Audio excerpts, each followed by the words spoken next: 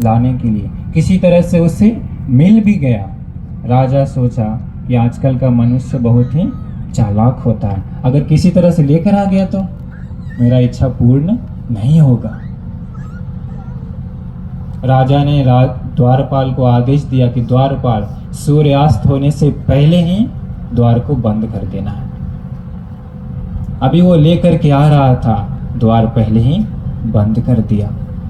अभी राजा अंदर, राजा है, सारा सुख है, पर असली सुख नहीं है। अंदर मन जल रहा है, अग्नि से जल रहा है। अभी वो सोच रहा है क्या कि कल उस व्यक्ति को मार देंगे और उसका मन में जो इच्छा है उसे पूर्ण करेंगे। राजा सो गया। रात की 12-1 बज रहे थे। पूरा सन्नाटा छाया हुआ था, पूरा सन्नाटा। अचानक से ऐसा ध्वनि सुनाई देता है उस राजा को, ऐसा ध्वनि सुनाई दिया, 4 शब्द भयानक रूप से सुनाई दिया। पहला वर्ड था दू न स सो। यह 4 शब्द सुनाई दिया, इतना खतरनाक रूप से सुनाई दिया। अभी रात में सोए हुए हैं और कोई भयानक आवाज आए तो कैसा लगेगा? रात में नींद है तो अचानक से डर के उठ जाएंगे ना। उसके साथ भी वैसा ही हुआ। इतना ज़्यादा डर गया, पूरा शरीर से पसीना बहने लगा, पूरा राजा का वस्त्र भीग गया पसीना से। नींद उड़ गया, नींद पूरा का पूरा उड़ गया।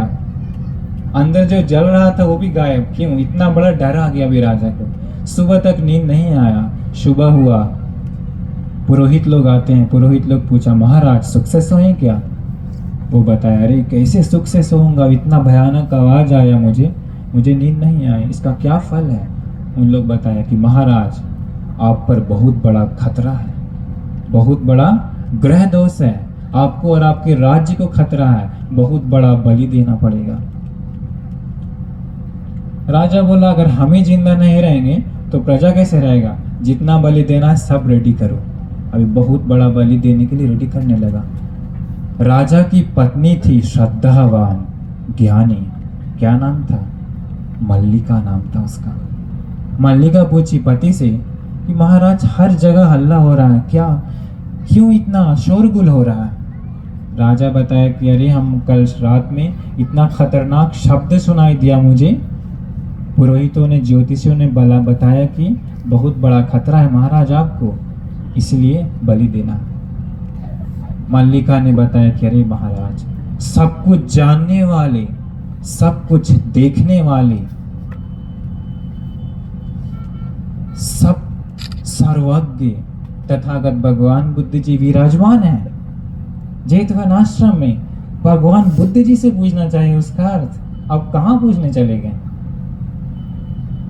इसके बाद राजा बताया ठीक है, वो बात भी सही है। गया भगवान बुद्ध जी के पास, भगवान बुद्ध जी को बताया शब्द के बारे में।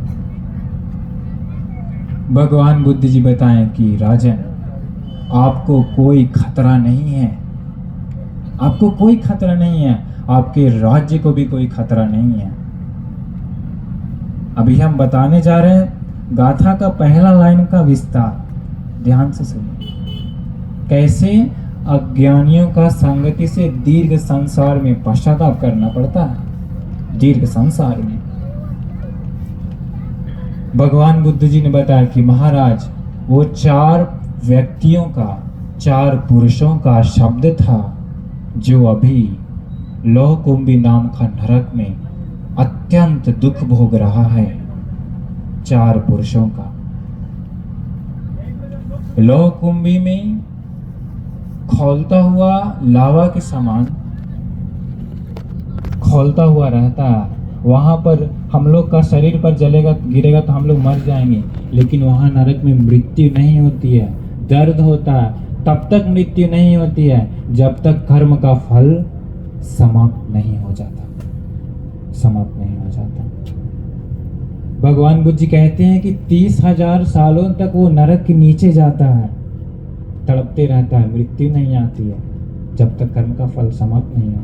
30,000 साल के बाद ऊपर आता है, ऊपर एक बार आता है, उन लोग कुछ बोलना चाहता है पर बोल नहीं पाता है कर्म के कारण।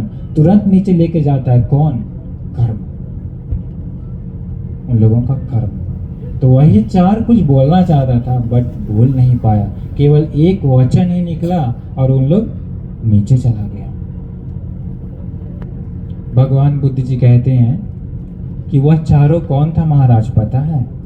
वह चारों जब इस धरती पर काश्यप भगवान बुद्ध जी का शासन था, काश्यप भगवान बुद्ध जी का, अभी गौतम भगवान बुद्ध जी थे, उसके पहले काश्यप भगवान बुद्ध भी थे धरती पर।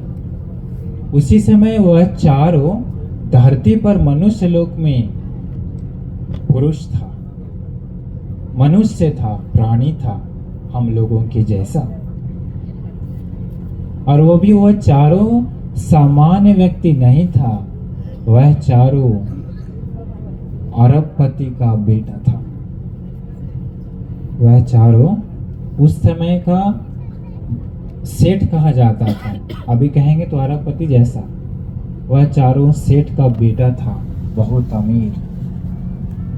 अभी उन लोग सोचा, चारों लोगों के पास बहुत धन था। समय के साथ उन लोगों का माँ पिता का मृत्यु हुआ। अब यह चारों दोस्त था, सारे संपत्ति का मालिक। यह चारों अपना अपना फैमिली में बन गया। मित्र क्या होते हैं? हमेशा मिलजुल करके घूमने जाते हैं, एंजॉय करते हैं, पार्टी में जाते हैं, पिकनिक जाते हैं, इधर उधर जाते हैं। वो लोग भी एक दिन वैसे ही चारों बैठकर बातचीत कर रहा था। बातचीत करते समय चारों बात किया कि अरे हम लोगों के पास इतना धन दौलत है,